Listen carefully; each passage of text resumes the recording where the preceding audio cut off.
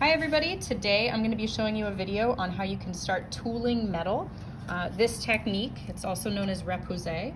It's a way that you can create depth with a sheet of metal by pushing and pulling to create a depth. And here I'm kind of showing you what you can do paint technique wise. We're going to do more with that next time.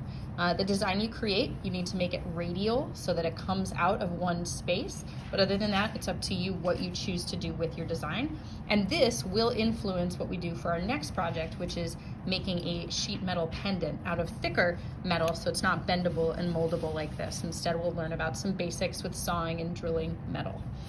So you have some choices to begin with. You can either use the aluminum, which looks like silver, copper, which is this reddish copper color, or brass, which has this nice yellow gold color. Some other materials that you're going to need for this project are a couple pieces of newspaper, potentially a towel underneath just to kind of prop it up to give more depth. A straight edge is nice. You don't have to have it, but it is nice. If it's not a ruler, a book would work, anything with a straight edge.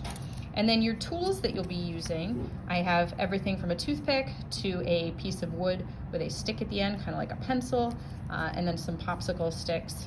And lastly, a square of some mat board just to trace my shape.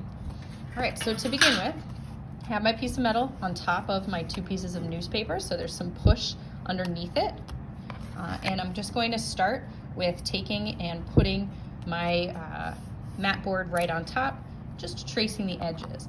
This is going to be the size of the actual piece of artwork when we're done. So it'll be a 5" by 5" square that you're creating your radial design in. So the one that I did here, eventually, so it doesn't have sharp edges, we will be cutting these edges out and folding them over so that you have more of a clean edge. So my artwork ends right about there. All right, so I just traced it. You can see where that box is. That's all you really need with this. And now you want to decide where your center point is.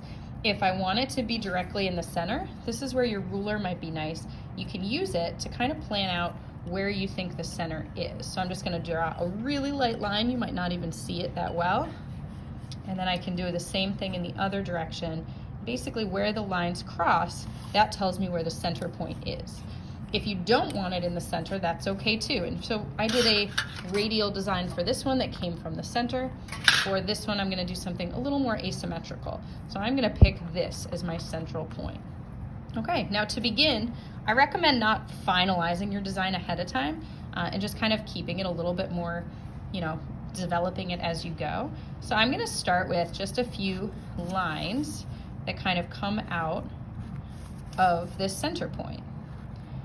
Now, if you want to be super precise, you can measure so things stay really thick.